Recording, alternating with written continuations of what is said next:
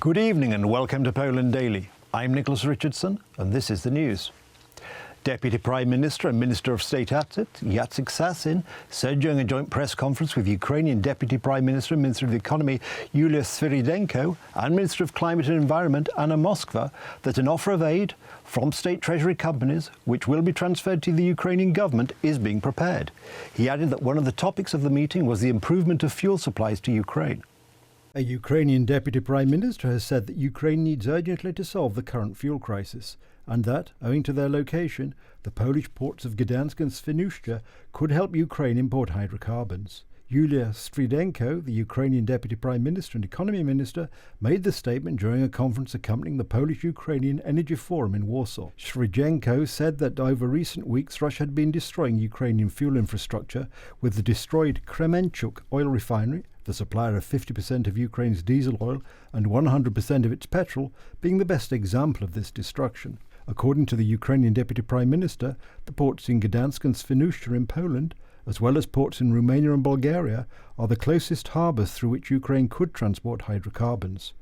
Jacek Sasin, the Polish Deputy Prime Minister and State Assets Minister, told reporters that Polish-Ukrainian talks in Warsaw were designed to find out how to make fuel deliveries to Ukraine more efficient. I hope that soon after the end of the war, when the Ukrainian state will need these supplies and support to rebuild its fuel and energy infrastructure, we will also discuss these issues. They are also an object of our interest and plans, so that we can make such an offer to Ukraine at the appropriate time. I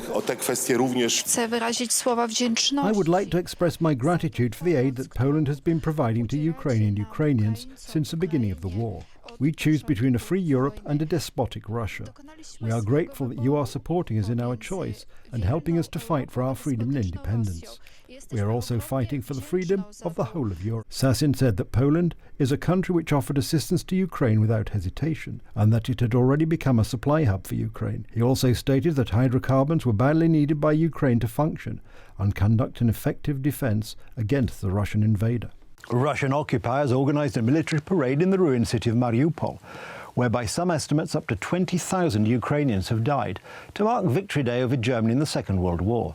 Denis Pushlin, the leader of the Donetsk-based Russian separatists, walked at the head of the parade. Smaller, provocative victory parades were also organised by the Russians in other occupied cities and towns. In Kherson and Novaya Kakhovka, at the initiative of the Russians, several dozen people walked with red flags, and in Mariupol, several dozen Russians from Lugansk and Crimea unfurled a 300-metre-long canvas with orange and black stripes, a symbol of Russian imperialism. People who have left Mariupol already have a different view of such celebration. Such destruction to our city has not been brought before by any war. This is an atrocity. At night, another 10 buses arrived in Zaporizhia, bringing 170 people from the territory of the Azovstal steel plant and from Mariupol. Some of the evacuees stayed for several days in transit camps, including in Berdyansk. Our house was bombed. We were sitting in the basement. We got out and walked ahead, anywhere but as far away as possible. We walked to Mangush. Then good people took us to Berdyansk. From there we could not leave for 3 weeks. It was hell. After most of the civilians had been taken away, the Russians stormed Azovstal again. This time they used tanks and heavy artillery.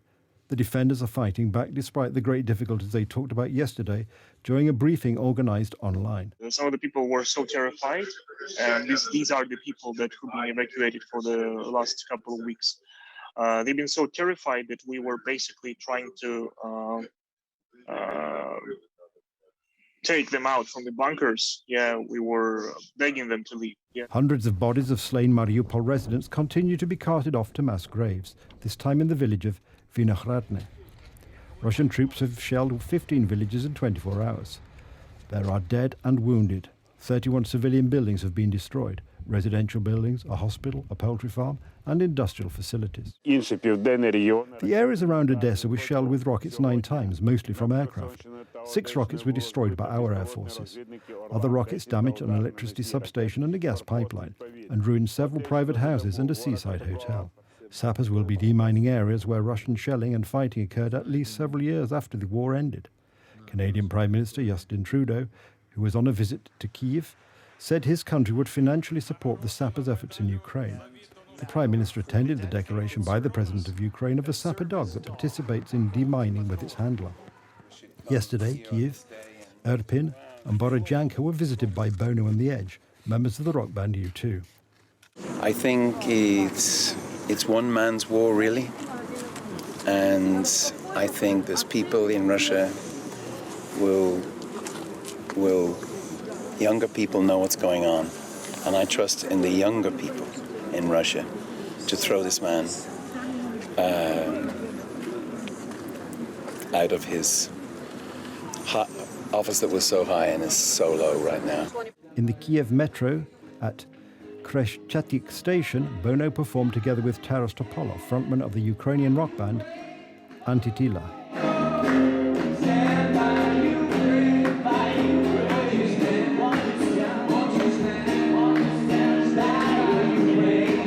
Russian Federation ambassador to Poland, Sergei Andreev, was doused with red paint at the cemetery of Red Army soldiers in Warsaw. In front of the entrance to the cemetery, a group of people with Ukrainian flags and pictures depicting Russian war crimes were waiting for him. According to the Polish Ministry of Foreign Affairs, such an incident should not have taken place, and the Interior Minister stressed that the Polish authorities did not recommend that the Russian ambassador lay flowers. The Polish Interior Minister has said that the emotions of Ukrainian women taking part in an anti-war protest, during which Russia's ambassador to Poland was splashed with a red substance, are understandable. Sergei Andreev was forced to abandon his attempts to lay a wreath at a Soviet war memorial in Warsaw on Monday to commemorate the Soviet victory over Nazi Germany, and had to return to his car under police escort. The rally of protesters against Russia's invasion of Ukraine was legal, Minister Mariusz Kamiński wrote on Twitter, adding that emotions of Ukrainian women whose husbands have been bravely fighting in the defence of their homeland are understandable.